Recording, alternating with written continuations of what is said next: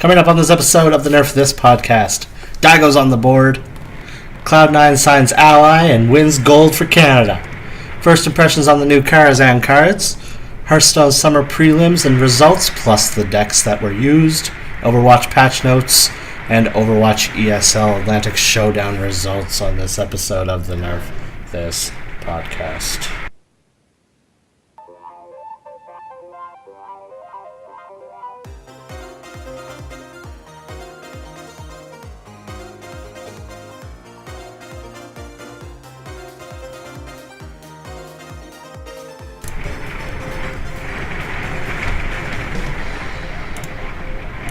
Okay.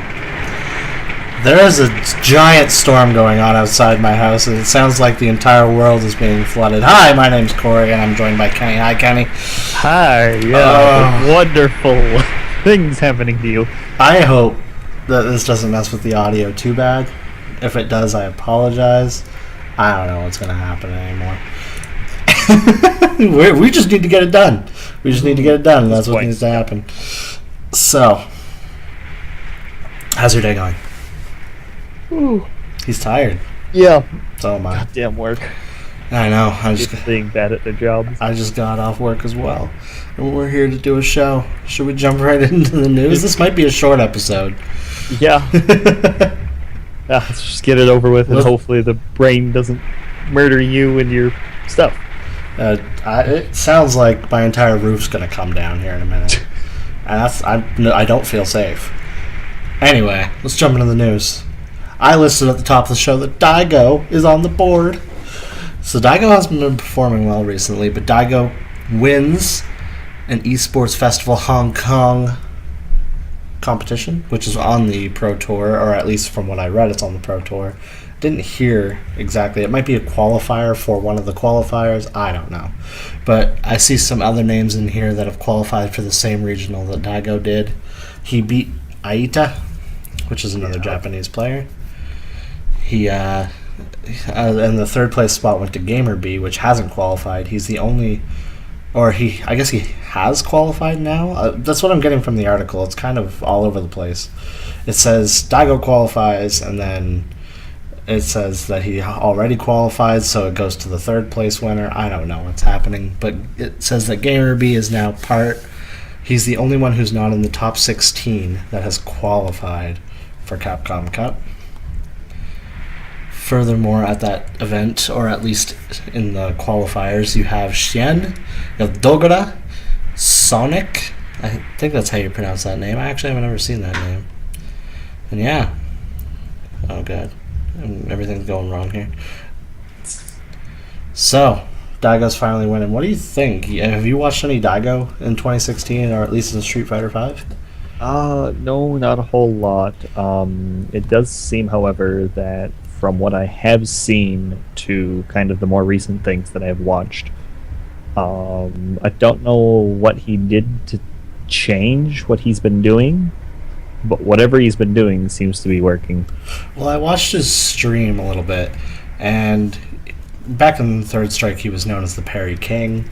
He did Evo Moment 37 and everybody lost their shit. And in Street Fighter 4 he was highly aggressive, but in Street Fighter 5 he's gone somewhere in between the two, where he's trying to play defensive and parry everything, but he's also trying to be his aggressive random Daigo Shoryukens and stuff like that. And I think that the mixture of the two has caused him to lose his touch. So he's still playing Ryu. He's still good, but he's just getting beat by these players who know their play style, whereas Daigo seems to be all over the map right now. Yeah, it seemed that in some of the more recent matches, I think he may have found what he's wanting to do now. Yeah. In terms of what style he wants to play with it. Yeah, hopefully he sticks with one style so that he stops getting just completely destroyed by these players because Daigo is a name in Street Fighter that everybody should know. And just having Street Fighter V come out and completely take that away, like you don't see him if you don't see him in top 8 at an Evo that he participated at, that's weird. That's a bad sign. Yeah, no, it is. and maybe something else that he may end up doing is, as we talked about last week, some of the tips, and one of them being adaptability. If he can maybe learn to adapt the way that he's playing now into a point where he gets that solid ground of knowing when to be defensive and then knowing when to switch immediately into that aggressive push, maybe it'll improve his game even more than what he's doing now. But it's definitely something to see as to what he'll do down the road. I think that if you're talking adaptation, he has to adapt to the new game. Because in Street Fighter V, he hasn't shown any results. I think that he's still trying to play it like Street Fighter 4. So when you're talking about adaptation, I think that he has to adapt to the new game and the new playstyle and the new features. He had, like, a lot of people picked it up really fast, but Daigo seems to be lagging behind. Yeah, no, it definitely does seem like that, though, in his matches for sure. Speaking of evolution, we have the Smash 4 EVO winner finally getting signed by none other than Cloud9 Gaming. Big name in a lot of games. And as you and I were talking about today, off camera, Cloud9 finally getting into one-on-one games instead of team games, which they're formerly known for. Yeah, no, especially with big names like Dota 2, CSGO, and League of Legends. Yeah, exactly. And even Overwatch recently. Yes. For sure. But yeah, now that Cloud9's been picked up, Cloud9 has picked up Ally, sorry. The brain and the rain. Just blame it all on that. Blame everything on that. Cloud9's Ally is now picked up. Our own Canadian blood. And I think that Canada is pretty dominant in Smash 4 right now, which is awesome. That we finally have a game to brag about. Yeah, it is definitely wonderful. As I was saying to you before the show started there, I was watching one of his earlier games that he was at a grand finals for, and yeah, it was pretty intense. I was just watching him play Mario to that extent of a level. Yeah, and Mario of all characters, which is not ever considered. He's like the Ryu of Smash. Yeah, he does have some of those moves that are a bit like, wait, what? That hit me? Just because of the disjointment? Yeah, seriously. And in Smash 4, I'm glad that he's... Ally makes him look so good. Oh, yeah. Like, I remember it said in the interview, I think, that Ally was like, Mario's not even a top 10 character. Yeah, no kidding. Like he's like mid-tier, maybe. There was a big discussion on Twitter between Mewtwo King. I think Nairo was in there. I think Zero was in there. There was quite a few players of Smash 4 discussing the tier list for Smash 4, and everyone calling each other dumb and blah blah blah. But nobody put Mario in the top 10. No. It's all Zero Suit Samus. It's all Bayonetta. Oh my god, Rosalina is definitely in there. Diddy Kong. Palutena, I think. No, Palutena is definitely like B tier. Or no, Cloud. Cloud was, yes, and I think Ryu was also in the top 10. Yeah, somewhere. I believe Fox is still in there. Oh god, yes. Fox is always in the top 10 just because of his speed. Yeah, he'll always just be like, "Hey guys, I'm here. I'm in top 10. Don't care where I'm at. I'm just here." But now that Ally has been signed, he's putting out results. He competed in Rio E-Games, which was at the Olympics. It was the esports-based event that they had. I would not consider it the esports Olympics because I think it was only one game, to my knowledge. It was only one game, and it wasn't very well represented. But Ally competed for Canada. We had, who was it here? Larry Lur, who competed for USA, and MK Leo, who competed for Mexico. And that was your gold, silver, bronze, respectively. Mm-hmm. So, Canada bringing home gold in competitive gaming, which is an awesome feeling. And congrats to Ally for being signed and for getting gold for Canada. Yeah, no, it's definitely nice to see us being represented finally. gives you a little pride as a nation. At least a person who follows esports as if they were regular sports, because who gives a crap about sports, right? Yeah, no, of course, right? Sports, those things. Don't do them. They're bad. I mean, what? Hearthstone got a new expansion. I've been playing it a little bit. I've tried. I haven't had time, sadly. I've tried some of the new cards. I actually tried to build a Miracle Rogue around Barnes, which is one of the new cards. You can actually read it on that article that I have in the show notes. Barnes is summon a 1/1 copy of a random minion in your deck, so I made a Malagos Miracle Rogue and tried to get Barnes to put Malagos out on the field early, turn 4. Yeah, that's definitely an interesting thing to do. Yeah, it's just stupid things I've been trying with cards. But we got some first impressions from some players, aka Wonder Super JJ. And I'm going to give some of my first impressions too. So in this little interview here, they said that they believe the Firelands portal, like you said before the show started, is going to be highly used in tempo decks, tempo mage decks. I completely 100% agree with that, and that's actually what I thought when I first saw that card, was it does two things, which is exactly what you want tempo to do.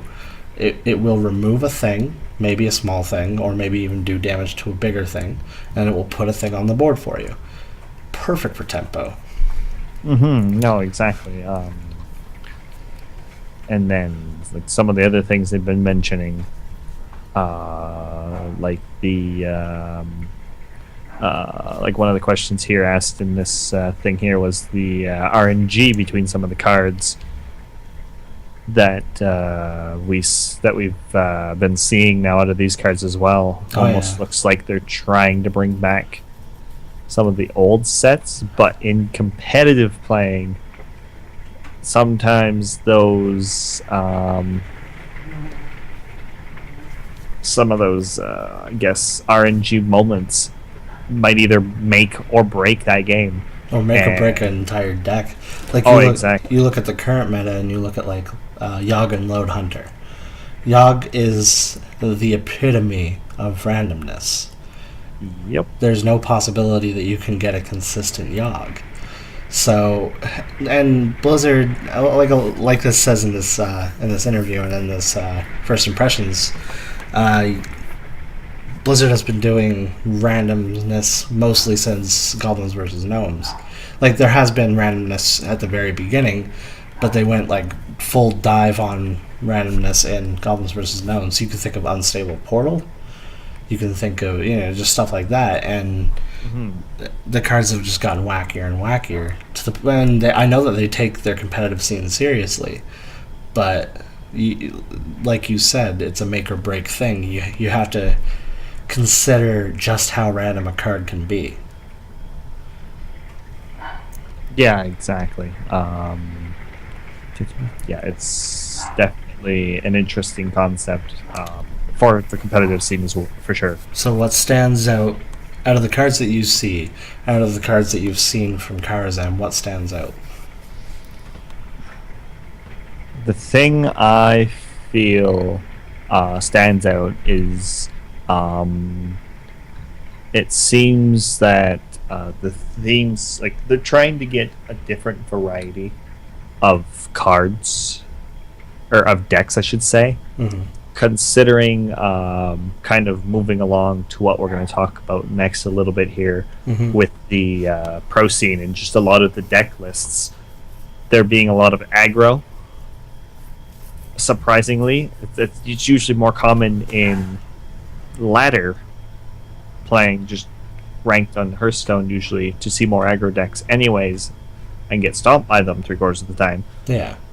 Or you get the occasional control deck on top of you playing a control deck yourself, and then it's just like the longest drawn out game ever, and then it's just based on whose hero power is better, and half the time it's theirs. Well, that seems to be the case with the Hearthstone meta, is depending on the set that's out at the moment, either control or aggro will be dominant.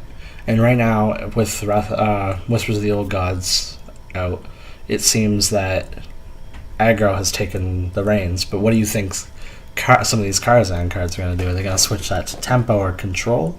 Or or is it going to be a mixture of the two? And are we finally going to have peace and balance in Hearthstone somehow? Yeah, it's definitely seems like it's a lot harder, and at least the good thing is that with this expansion, it's just adding more cards to the standard rotation, more than removing an entire set just to add. So it's might make it a little bit make the RNG a little bit better, depending on the quality of cards that are released with the rest of them, for sure. Yeah, I liked some of the ideas that these guys had when they were talking. Things like the Kindly Grandmother is going to be thrown into Mid-Range Hunter, which Mid-Range Hunter got kind of a nerf going into Whispers of the Old Gods. You mostly see Yogg and Load, or you do see some variants of Mid-Range Hunter, but they're certainly not doing as well. Or you see N'Zoth Hunter, which is trying to be very control heavy until you can pop down a big N'Zoth and get a lot of value that way. But I hope that there's going to be a lot less reliant on one way or the other. I hope that you can have a hunter and not really know what you're going to go against. I hope that you can have a mage and maybe it won't be tempo this time, or Reno Freeze or whatever's out there right now. Yeah, exactly. It's definitely... And Beast Druid. We can talk a lot about Beast Druid, because Beast Druid is kind of a current thing, or kind of a thing in the current meta, but they seem to be really pushing that format with things like the Enchanted Raven being a 1-drop 2/2 beast. And then you think of cards like Mark of Yasharj, which it's just crazy how all in they're going on this Beast Druid thing. They're like, we really like this. We don't want to see Ramp Druids or Cthulhu Druids anymore. We want to see more Beast Druids. Yeah, no, for sure. And then it's like, oh, we can do this? Okay. Like, turn 6, Yasharj. Oh, look, there's board state. You can't deal with it. Yeah. This is still similar to Ramp Druid in the sense? Because it's like... I guess, kinda. Yeah, they have to get rid of their hand, but if they have the most perfect opening hand ever, they're not losing a lot. Just to turn... Hell, they might even turn one Ancestral... Astral Recall? Astral... or not Astral Recall. It's Ancestral Commune. Astral Communion. Ancestral. I don't know. If we know our cards, we're good. I actually was trying to build this Druid deck last night with Barnes in it, and I was a Ramp Druid, and I went to go check, and I didn't have that card. I don't know. I thought I had it. Oh. So I'm like, I guess I'm not building a Ramp Druid tonight. I guess I'll have to try the idea that once you get KARAZHAN, definitely let's you and me hop on and build some decks. Speaking of decks, we have prelims finally done for the United States, or the America Summer Prelims, and top 8 players advance. And those top 8 players, I'm not even going to read some of these names, but there was a Canadian in there. Yeah. Monsanto. That's like the only thing we care about. We're like, American, Canadian! Woo! This is like American, whatever this is. Canadian. Brazilian. Is that Brazil? Okay. Yeah, green one's Brazil. The other one is sweet? But like you said, a lot of these deck lists are aggro. You got aggro Shaman, you got Zoo Lock, you got the aggressive variant of the Dragon Warrior that's out right now with Alex Strauss's Champion, or I could be getting that card wrong, but I think that's what it was. And you got, Token Druids, which are a heavy aggro deck as well. No, it's definitely a lot of aggro, and oh my god, I did not realize that those decks ran Deathwing. Which one? The aggro, the Dragon Warriors. Yeah, they do. Oh, it's pretty nutty. I actually want to try that deck one time on stream. Maybe we'll do that. But so America's Summer Prelims are done, and the deck lists are looking pretty. A lot of it is what I see on Ranked, which is surprising because most of the time I think of Ranked as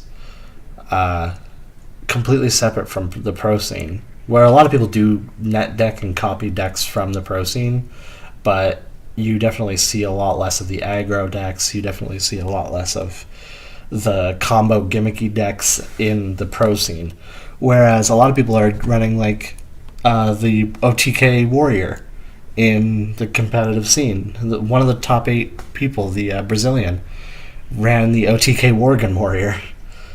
Yeah, no, it's definitely. So did the Canadian, actually. Yeah, and the Canadian, and it is a strong deck, but like that's something I expect to see on ranked, is go all in on one turn and win. You normally see pro players take it more slow, do more control or mid range or tempo. You don't see a lot of the aggro or the beatdown decks. No, exactly, and it is definitely interesting to see kind of the variance on some of the decks too, because trying to see if there's any difference in some of them here. Like one of the Zulok decks is actually cost less in dust to create than some of the 2 others. Yeah, well, I know a few variants of that Zulok because I play some Zulok too, and there's some that throw in Sea Giants, there's some that throw in Leroy Jenkins, there's some that throw in that legendary that if you have 4 minions on the board, deal 4 damage. I forget his name. Gormok the Impaler? Yeah. Yes. Yeah, I'm looking at the list right now because I was like, that list is really expensive. And it runs 1 Leroy, 1 Gormok. Yeah, and that was a variant that I ran for a while until I decided to go. Plus 2 Sea Giants. Jesus. I went for the Sea Giant route, and I actually took out I took out Leroy for Doomguard, or Doom. Was it Doomguard? Doomguard is the 5/7. Yeah, 5/7 charge. I used him instead, and I find the drawback with the damage you can do. I just use him as a finisher, but sometimes I have to use him to clear a taunt. True. Yeah, and he has big health, so he's kind of hard to remove for most classes. True enough. Yeah. So he's just a scary board presence. But here's the thing I wanted to talk about. Look how many decks are running Yogg Saron in the pro scene. You have the Yogg Token Druid. You have... Come on, I saw some more here. Yogg Tempo Mage. Yogg Tempo Mage. Like, I thought that Yogg Saron... Everyone was saying that Yogg Saron was just going to be a fun card. And now people are throwing him into decks that are actually winning tournaments. What is happening to Hearthstone? I don't know, but I feel like because of the stuff like that, there's going to be a lot more... Of course, there's going to be a lot more Yogg decks. Just because of how it's been doing and the popularity and stuff. You know what? With my experience from Yogg, there are a few reasons that I would run him in the pro scene. One, he almost always casts a board clear. Yep. 2, he almost always casts a draw. Generally. And 3, he doesn't survive. Anyway. He doesn't survive. He never. No. He kills himself all the time. And if he does survive, it's like, Yogg, what are you doing? Why am I at 2 health? What? I'm in kill range. Why did I take 60 fatigue damage? Right. But yeah, so Hearthstone is going to be interesting as KARAZHAN comes out. More people learn how to do interesting decks with those cards. And it's kind of interesting to see the prelims play out this way with the decks that are currently hitting the standard, and it's really cool to have followed standard from when it first started to where it is now. Yes, for sure. Because everyone thought Cthulhu Druid was going to be the big thing, and honestly, I didn't see a lot of Cthulhu decks in these lists. Everyone thought that Cthulhu needed a nerf as soon as it came out, but a lot of people have found a way to deal with it, and I figured that was going to be the case after a while. I was one of the naysayers. I said, Cthulhu isn't that big of a deal. Let's focus on what else we can do to get rid of him, and then play around him. Exactly. It's usually all you have to do. But that's coming from the guy that has 4 Cthulhu decks right now. Moving on to Overwatch. we have a new patch on the public test realm. A lot of nerfs, a lot of buffs, a lot of changes to competitive play, and changes to maps in general. Something that I want to talk about as we read through the list. There's actually a really interesting thing in here.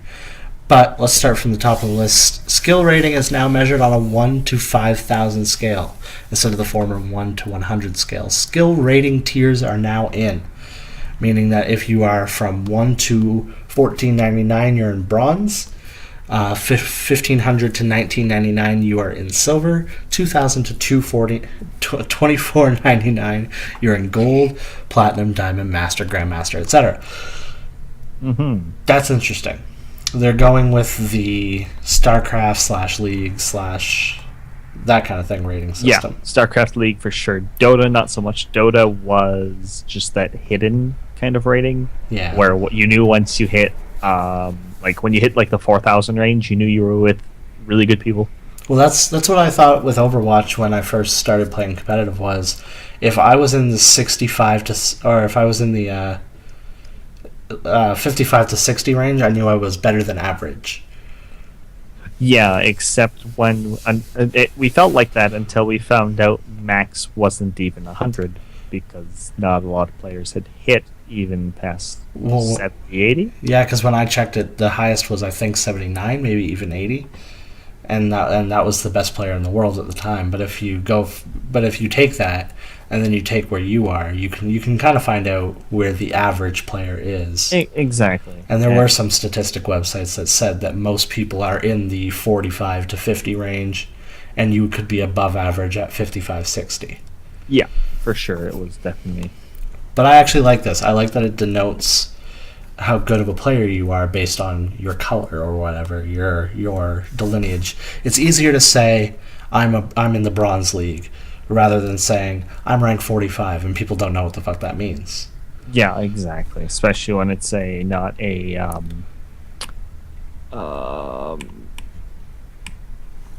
what's the word? Brain. Yeah, brain work, please. Especially when it's not a familiar system, like not like something every other game is using. Yeah, and this is sort of going back to what they're familiar with, because they've done this with StarCraft, like I said. Oh yes, and people already know what that means in League of Legends and stuff. And a lot of people came from League to play Overwatch because it's a class-based thing. It's a very team-focused, team-centric thing. And a lot of League players are already familiar with that, so they just jumped into Overwatch. They're like, we can do this. Another interesting addition to competitive game or competitive play was the skill rating decay. Yes. So if you don't play for 7 days, you'll lose skill rating. But if you play one match in those 7 days, the skill rating decay stops. Which I think is really interesting, because for a while there, I didn't get to play any Overwatch, but I still stayed at the rank that I was. I didn't deserve to be there. And I think that a lot of really high pro players get to the rating that they want to get to and then don't touch it. Yeah, exactly. And then it's like, oh, well, I'll just reap the rewards of whatever I get being this rank. Yeah, or you get to call yourself in the top 500, but you're not maintaining that top 500 position. No, exactly. 'Cause you're not keeping up with notes. You're not doing all of the fundamentals that most players that are at your same skill level are doing, putting them ahead of you. And something that I understand from the pro scene is that they don't look at ranked or skill rating or even level as a determining factor of how good of a player you are, because not a lot of people practice on ranked. They practice in private scrims and stuff like that, like against other pro teams. So their rank system, they don't even really care about. So maybe you'll see players who don't play competitive or don't play in the pro scene, maybe you'll see their competitive rank in the top 500, whereas the competitive players will just win tournaments and be known that way. Exactly, yeah. Map changes. Kenny's falling asleep over there, so I gotta wake him up. I'm not. I'm good. Good, swear. Map changes. Several refinements have been made to the time bank system. I was gonna say bank system. The hell are we storing in a bank in Overwatch? Anyway. Money. money. We're going to Kool-Aid, people. The Yeah, for refinements have been made for the time bank system for Hanamura, Temple of Anubis, and Volskaya Industries. The time bank system has been added to Dorado, Hollywood, Kings Row, Numbani, Route 66, not Route 76. We're not all routes now. And Watchpoint, Gibraltar. Time granted for taking objectives on Dorado, Hanamura, Hollywood, Kings Row, Numbani, Route 66, Temple of Anubis, Volskaya Industries, and Watchpoint Gibraltar have been reduced from 5 minutes to 4 minutes. So time constraints are a little tighter now. Yeah. Which is good because you kind of want games to go by quicker. Because that was the thing I dreaded going into competitive play was, I'm going to have to set aside like an hour for this just to get like 1 or 2 ranks.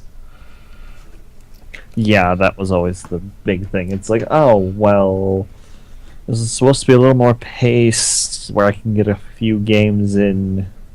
It's not like CSGO or League where you have to put, or Dota even, where you have to put like huge amount of time frame. You shouldn't have to with Overwatch. Because if you go into quick play, games are done like snap, snippety snap, done. Easy. Competitive points. Existing competitive points saved from Season 1 will be multiplied by 10. That's interesting. I actually didn't read that before. But it's because that they're making all of the costs, as it's stated further down, they're increasing the cost of everything by 10. See, I don't get it. I don't get why Blizzard does this with big numbers. They did it with World of Warcraft, too. So, back when World of Warcraft was good, when it was good, back in the good old days, it costed like, back in my day, it costed like 200 honor points for a piece of honor gear. And then, like, they did the thing where it still was called honor points, but you get like 1,000 per battleground, and it would cost 2,400 for a piece. And I don't get it. You're just tacking another 0 onto the end of it. Who cares? Just keep it at 10 competitive points. I guess what it does, is, and it's from a game design perspective, is it makes you feel like you're earning more per game. Whereas you're really earning the exact same amount. Exactly. Kenny, you okay? I need to stop yawning. Kenny, you okay? We'll get through this, man. We only got one more thing after this. Okay, I slapped myself awake. We're good. Yeah, we're good. We got this. Let's go right into hero balance because this is going to be exciting. You ready for this? Yeah, let's go. Overall, ultimates that consume the ultimate meter when activated will now drain the meter more quickly. 0.25 second instead of 1 second. And reverted a recent change to reduce size of heroes' projectiles. Good. Hanzo won't fire tree trunks anymore, I hope. Don't say it. Means they went back to what they were before they shrunk them. Recent change to reduce. So he's gonna fire semi-trucks now. Well, once we get down to Hanzo, it'll explain what they actually did to him. So let's do Diva first, because she's the namesake of our podcast. The defense matrix, they didn't like how it was working. After being activated, the defense matrix will begin regenerating following a 1 second delay, which was formally pretty much instantly, but they say 0.5 seconds. So it's only going to take double the time, but it really doesn't. It's not going to feel like double the time. I feel like this is just a very little quality of life tweak that'll make her feel a little less good. Well, as it was too, because the cooldown itself, when you were toggling it, like the cooldown would not finish, saying that it was able to be used again before you could reactivate it. So it was kind of out of sync with that. First of all, and then as it's posted here, that it was too effective just tapping, because as I said, the cooldown never registered. Yeah, right. So you could double tap it in response to it turning off or going off to go on cooldown. It just immediately turned back on. But I think it was a bug with using the 4 seconds that it had. It kind of bugged out a little bit too, causing it to. I think this is kind of like the Widowmaker thing that was happening for a while, where people were like charging her thing by just repeatedly tapping right click instead of using it as it was intended and only bringing it up when you were ready to fire. Exactly. Or in D.Va's case, only bringing it up when you were ready to defend. Exactly. So, a little change to D.Va. I'm going to get into it when we talk about the ESL Linux Showdown, but I'll just say it right now. I don't think D.Va's as good as everyone's saying she is. Let's move on to Hanzo. Hanzo. We'll move on to Mr. I shoot tree trunks at people. I shoot tree trunks and now I move fast. Hanzo will now experience a 30% decrease in speed while aiming. It used to be 40%. So he's going to move Sonic speeds while he's aiming down his sights. Is he the new Call of Duty man? It doesn't really matter because Lucia's speed boost got nerfed, but we'll get to that in a minute. Mei, her Blizzard, her ultimate, the projectile now pierces barriers, so screw Winston and screw Reinhardt. My girl Mei is gonna Blizzard your ass. I'm gonna go cry in the corner while I watch my team get frozen. I love playing Mei. As she sings the song and asks me if I want to build a snowman. I want to build a snowman. The radius has also been increased from 8 meters to 10 meters, which, by the way, if you haven't seen a video on this, makes a difference. Yeah, because it's freaking huge. It's incredibly huge now for some reason. But hey, Mei, she like the developer comments here says Mei has an interesting toolkit, but she isn't used, and it's like people found her toolkit difficult to use because a lot of things that Mei countered, other people do it better, and everything that Mei could do, I could do better. That kind of stuff, like the song says. So maybe this would bring Mei into a more viable role. Just having her be able to actually not be stopped by Reinhardt or Winston and have it cover more area. And this will make it more comboable with ultimates like D.Va's Nerf or Genji's Sword, blah blah blah. Yeah, no, for sure.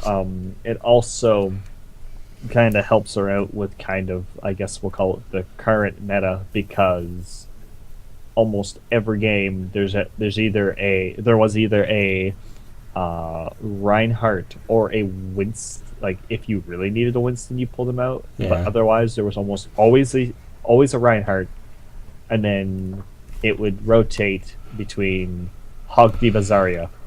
Yeah. Unless you went triple tank, and then it was D.Va, Rein, Zarya. Yeah. And I'll definitely talk more about the current meta and what I'm seeing for team comps when we get down to the ESL discussion. But you're absolutely right. Like, just with the presence of Reinhardt, Mei felt crippled. Yep, because it's like, oh, look, how pretty. Boop. Yep. Just boop it away with his shield. Can I play ping pong? Pretty much. I'll play ping pong. maybe we can have a small miniature game, man. Let's go. McCree. His Deadeye now drains over a 0.25 second period instead of displaying 50% reduction on the ultimate meter when activated and 0% when confirmed. That's awesome, actually. This is actually the nerf that McCree needed. Mm-hmm. Because if you watch any competitive match, people just activate Deadeye. They ain't going to do anything with it. They just want to scare people into coming into the room and maybe pick off one or two people. Yep, or they have people that's like, oh shit, Deadeye. Hide. Yeah. And Or wait for the Reinhardt shield to come down or whatever happens. So now that it drains, I think, and from what I'm reading from this, it could drain to 0? Yes, is that right? Yes. It no longer stays at 50%. As soon as you activate it, it will completely drain, whether you use it or not. Will it completely drain? I guess it'll completely drain over a 0.25 second period. So that's literally in the blink of an eye. Yep. But if you activate it then unactivate it right away, would it be at 40% or something? Don't know. It's hard to say. But hey, I think it's going to be really hard to say what that's going to be. Either way, McCree's ultimate was being used impractically. It was being used the way that the developer did not intend it to be used. it was almost like it was his pistol. Let me just left click this ultimate thing because I had it. Yeah, and then people are scared to come near me, essentially. Exactly. Yep. Unless you're Genji, and then you just throw up reflect and wait for them to fuck up. Yep. Exactly. Especially when they don't pay attention to their sound. It's like, shoot! Fuck you, Genji. Mercy got a buff. Yay! This is actually a good thing because it became Zenyatta Lucio that were the must picks instead of seeing Mercy in every game that you ever see. Yeah, but it's generally also based on team comps too for Mercy because unless you have a dedicated person that she is sticking to, so she is probably one of the better single target healers in the game. Yeah, but now she's even getting better because her healing per second has been increased by 20%. Yeah, because it was definitely hard to keep people like the Hog alive when he tried to do things. Yeah. There, I'm going to be at set. And honestly, it was even harder to keep people topped up. Oh god, yes. Because, already playing as Mercy, bouncing between targets is a little difficult. But now you can stay on one person for less time. For sure. I think that's a major change. And also her Resurrect got a buff. Now resurrected allies will be able to move 2.25 seconds, which is reduced from 3 seconds. So they'll be able to move slightly faster after being resurrected. Oh, exactly. And that then also sets up so that timings of certain abilities and things will be harder to kind of combo. Mm-hmm. And it gives players less time to react to a resurrection, like I've done with some of my Zarya ults. It's like, oh, hey, I just rezzed. Hey, team, go get him again. Yeah, They're all involved now. Gorberstein, and then everybody dies again. Yeah, exactly. And it's like, well, why did I Mercy ult? Okay. Yeah, and that was the thing is. Even, I don't play Mercy that often, but as Mercy, I was afraid to use Res. But now you can use Res and be less punished for it? Yeah, in a sense. Just as long as you don't mistime it. Yeah. Like one Mercy did for me, where we were on Anubis, Temple of Anubis. Mm-hmm. And the second point is always one of the hardest maps I find for a capture, just to take point 2, because you have to walk in and it's easily defendable on 3-4 sides and you can hide in corners. Yeah. So it's not until you get there, so you can't be like, oh shit, I didn't realize he was there. But what had happened was this Mercy went to Resort Team to stop us from capping, but she did it the second the cap finished. Yeah. So her entire 5-man team was at the first point. Had rezzed as our Torbjorn was like, wait a minute. Runs off, captures point. Well, that was a 55-second match. Cool. Done, cleared it up. What's for dinner? Yeah, exactly. Genji. I'm sad about these, by the way. I'm sad about the Genji changes. Double jump no longer resets while wall climbing, so he essentially doesn't have a triple jump anymore. Which, I get it.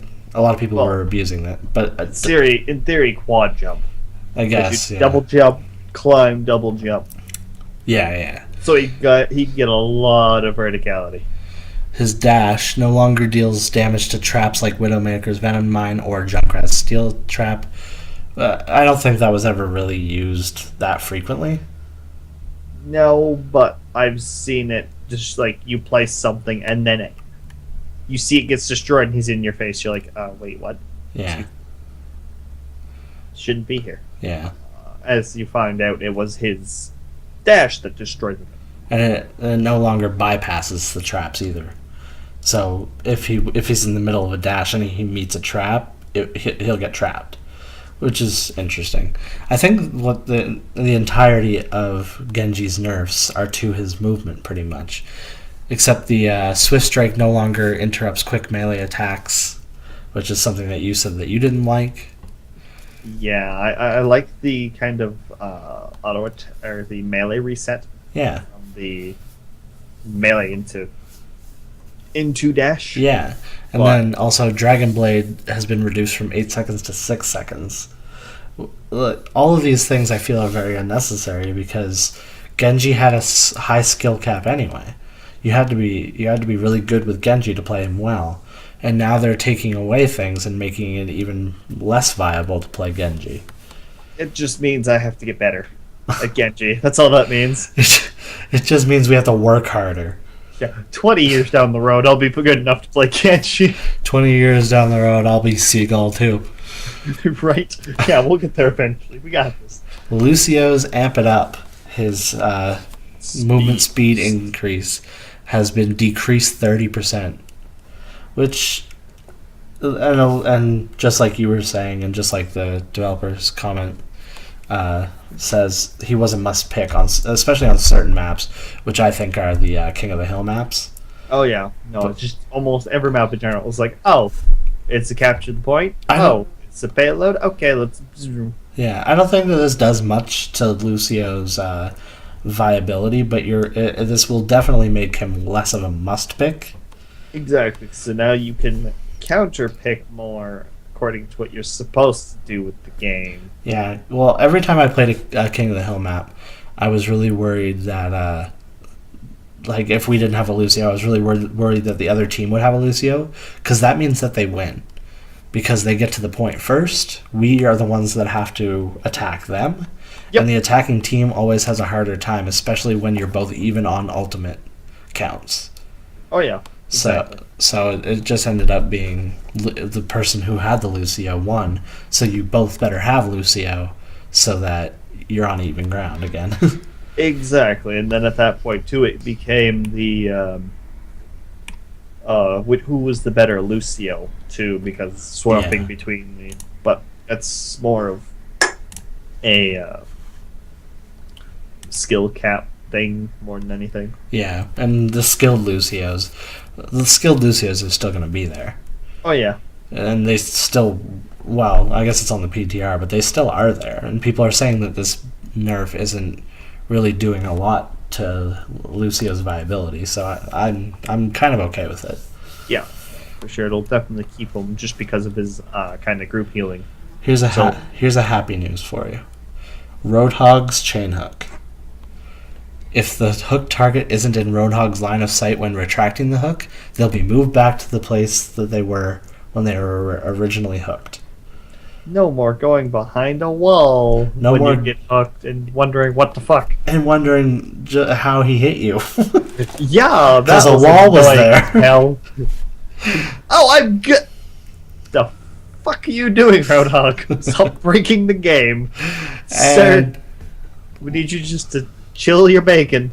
The last person on the list is our boy Zenyatta. He needed a little nerf because he's getting a little too good. So his Orb of Discord now amplifies the damage by 30% instead of 50%. And his Orb of Destruction has been increased a little bit. So it kind of makes you less rely on the Orb of Discord to burst people down and more just poking at everybody, I guess. Yeah, the only thing I would think that they could have did a little bit differently with this is instead of doing that 20% decrease, I would have maybe went down to 35, maybe 37.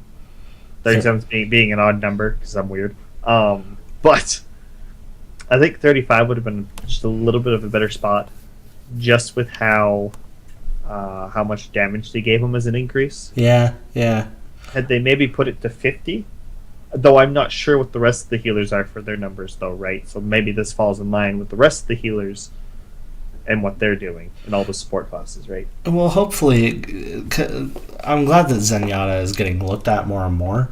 And I'm glad that he's getting picked more and more, like, as we go into talking about the ESL, like I said. Zenyatta is definitely on teams now, which is awesome.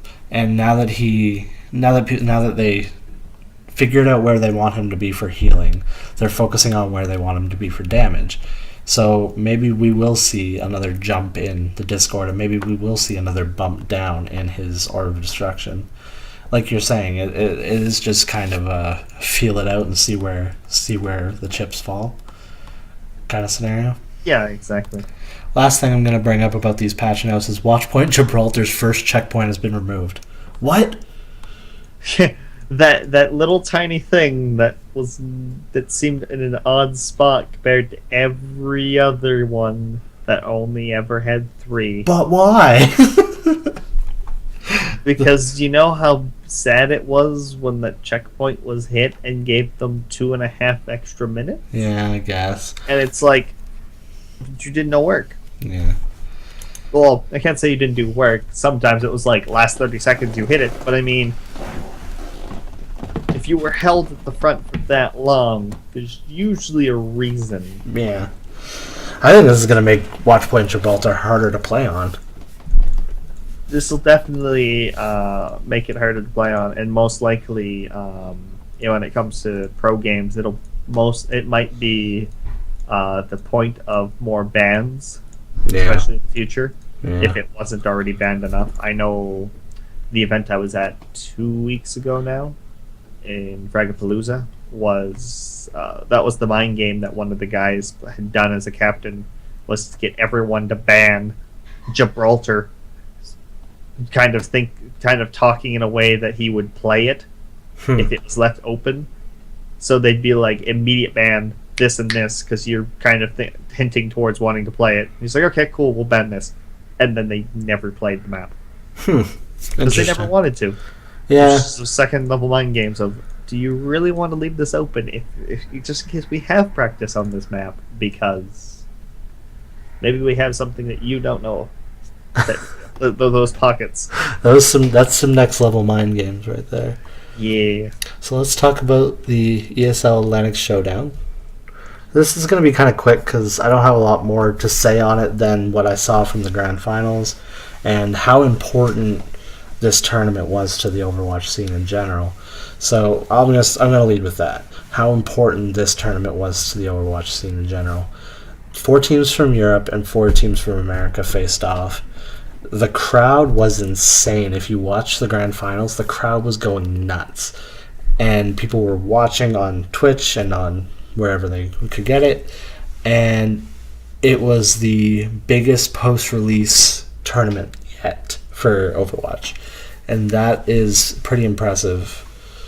Just for it's just so important that Overwatch starts getting this recognition that other first-person shooters, especially team-based first-person shooters, were getting in the past.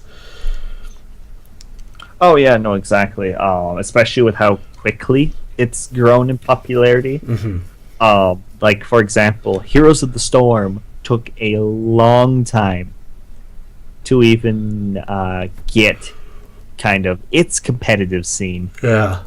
I think it took almost a year and a half. Yeah, nobody looked at Heroes of the Storm. From release. No one looked at Heroes of the Storm as a competitive game. Some people still don't see it as a competitive game, even though it has its own competitive scene. Because it's like, when you're put up against some things like League of Legends and Dota, Heroes of the Storm and its simplicity just get dwarfed by games like that.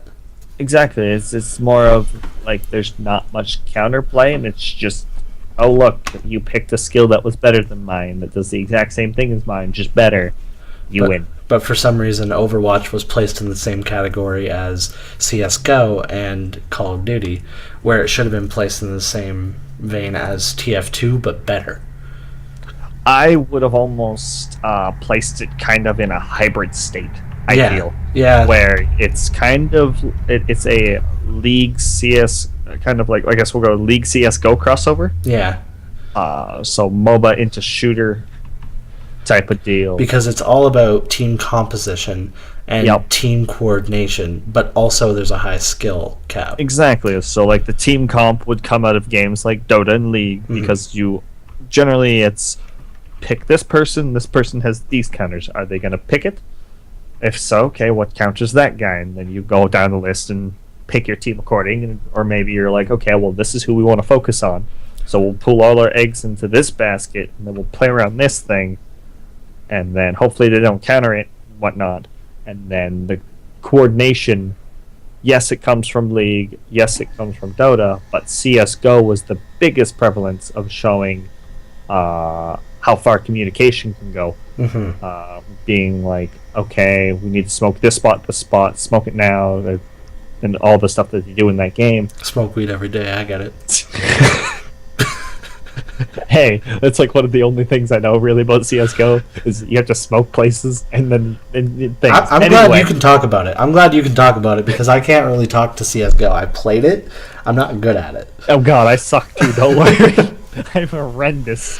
I didn't even finish my placement matches, but regardless. But Overwatch, like, this is so big for Overwatch because investors were watching. I have to pause 1 minute. Now. Back to what we were saying. Everybody's okay? Everybody's alive? We're good. God, this podcast is off the rails. I think it's been slaughtered, thrown into a grinder. No, it's been thrown into that lawnmower that was outside earlier. And then we grabbed the remains of that and threw it into an incinerator and tried to burn this abomination of us. Investors were watching, Kenny, and sponsors were watching. The organizers were just amazing at this event. Yeah. But I want to talk about about... watch that because I'm bad. I'm horrible at watching. I want to talk about who was in the grand finals. Rogue versus Reunited.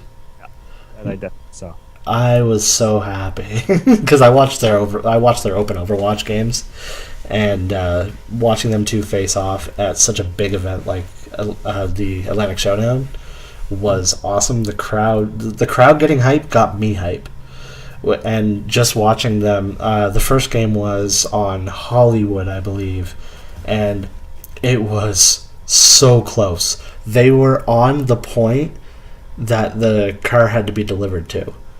Yeah. And lost.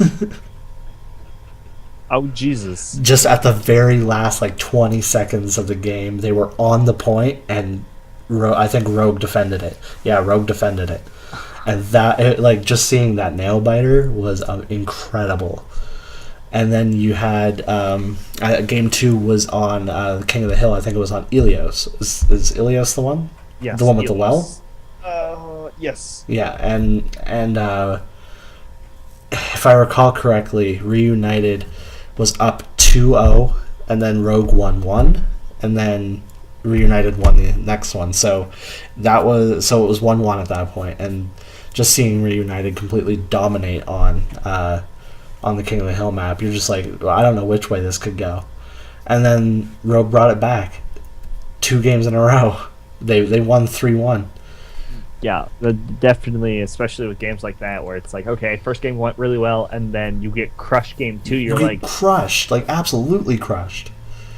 And then, at that point, it's which team has the better mental fortitude. Yeah. Because maybe Reunited, after losing the first game, and then winning the second game, kind of went on a high, and then couldn't control that high and go with it. They definitely let slip. They had no control. I think the next game was King's Row. I could be wrong about that. King's Row. I think it was King's Row. Anyway, they went to the first choke point and got completely decimated. They weren't even slightly ready for what. Dorado was second. Was Dorado second? Second point, yes. I'm so bad. So yeah, and a lot of people were saying that Rogue couldn't win this tournament, especially with all the teams that were included in this. They said that Rogue was the least favored, and they brought it all to the grand finals and just won it, which I think was, and they put on such a good show. But some of the hero comps that you saw in these 4 games in grand finals were really interesting because you're seeing a lot more Zenyatta play, but you're not seeing any diva, considering how people are saying that she's good now. You're not seeing a single diva player. Yeah, it's definitely where there is sometimes skill cap differences, and then of course it's also the values of what ultimates you wanted sometimes, because most people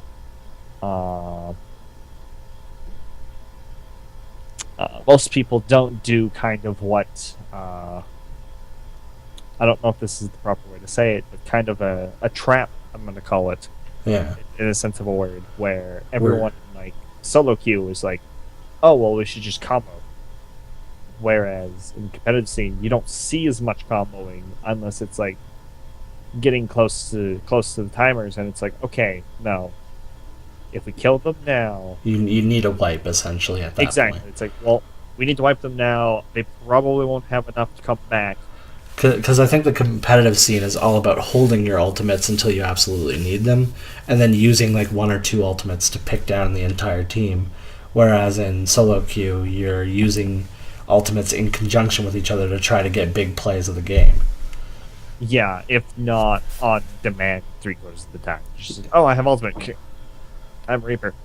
That's pretty much it. And then you even saw it in the competitive Rogue versus Reunited, where Zarya was comboing her ult with Reaper most of the time and Tracer every once in a while, but you don't see on those deliver the payload ones. You don't see a lot of the combos like you're saying. You don't see a Zarya. You actually hardly see Zarya in that situation, but if you do, you don't see her put out her thing and then a big ult income. Exactly. You see like a Genji come in and clean up from the back, or you see a McCree throw out his Deadeye and pick off one or two so that it's 6 versus 4, and then you can just clean up and progress on. And then if they don't clean up, they've backed up far enough that it's already giving you that breathing room to push the payload even that few couple of feet, right? Yeah, and that few couple of feet can make or break the game. Essentially.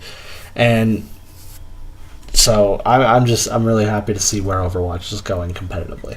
And that's pretty much all I wanted to say about the ESL Atlantic Showdown. Honestly, I didn't get to watch very many matches. I got to watch all 4 of the grand finals, which all were really great.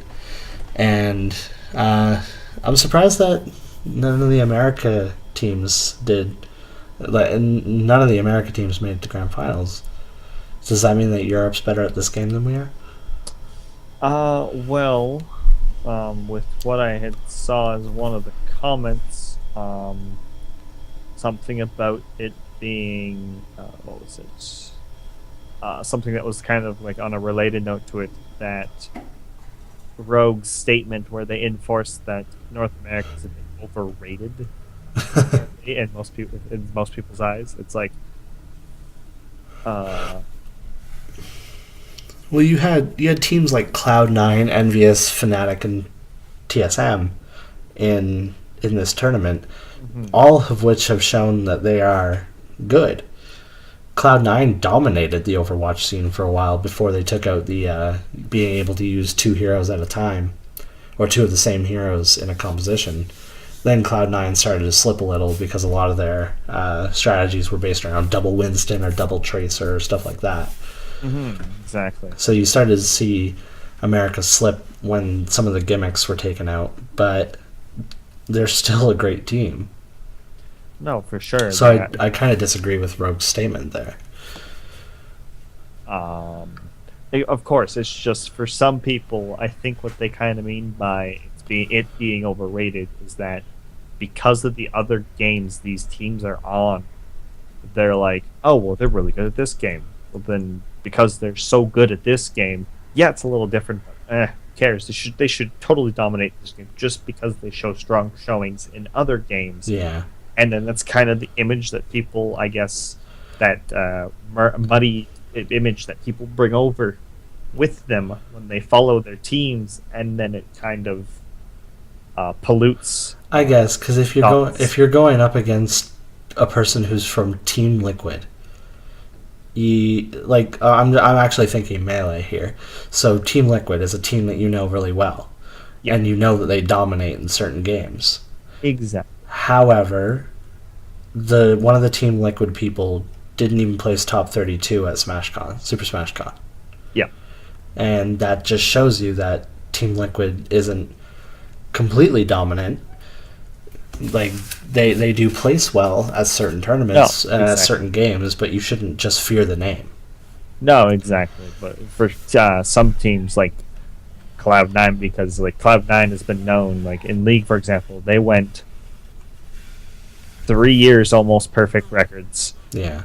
CS:GO, I think they had a perfect record the one year. Oh yeah. I've watched some Mango videos, and Mango loves the Cloud9 CS:GO team. Yeah. Their CS:GO team is impressive. Oh, yeah, exactly. Just like little things like that. Not even big ones. Just the small things that they just accumulate over time. Hmm.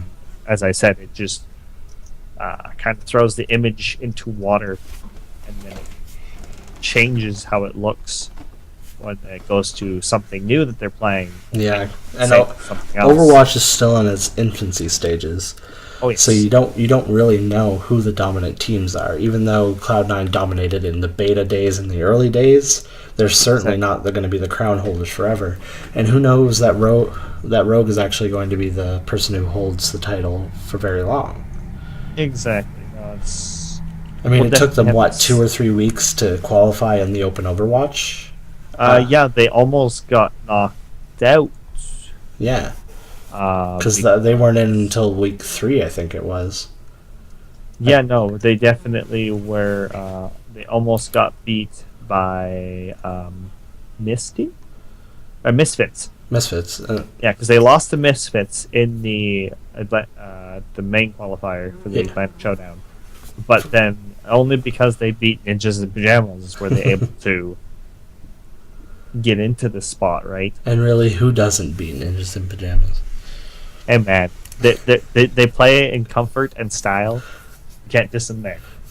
Everybody, there's a petition to sign Kenny to Ninjas in Pajamas. Oh, okay, cool. So that's all I wanted to talk about with the ESL Atlantic Showdown. Congratulations to Rogue on their victory over Reunited. And hopefully we'll see a lot more Overwatch competitive and it being taken more seriously in the coming years as the roster develops, as the balance changes keep getting pumped out, and as the competitive scene keeps growing. Of course, no, for sure. Moving on to the next thing in my show notes, I have the tech of the day, of the week. Watch other players' things, I'm a unicorn. Kenny's just adding things on the fly. I wanted unicorn, man. We needed something. So the reason that I say watch other players as your tech for this week is because you're not going to come up with all the tricks in the book. You can look at people like Ken, who invented dash dancing. You can look at people like Seagull, who found out all of this Genji tech with, the quick melees and the quick dashes and using his right click efficiently and stuff like that.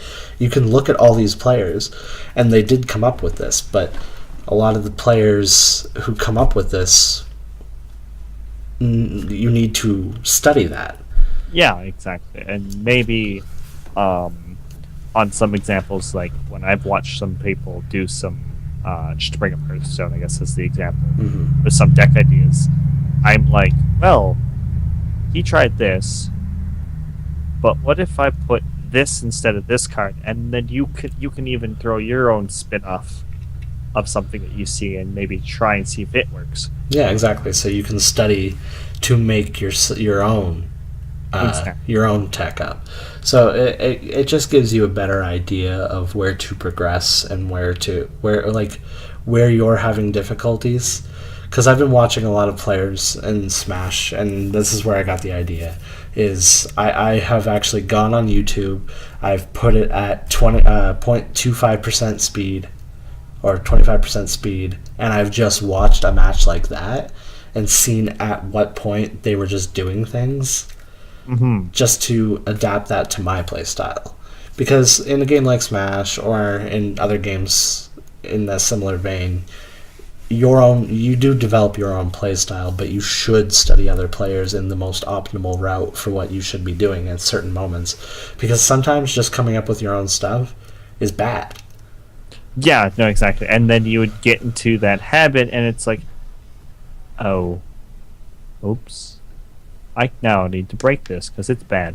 Yeah, and just like saying last week, break those bad habits.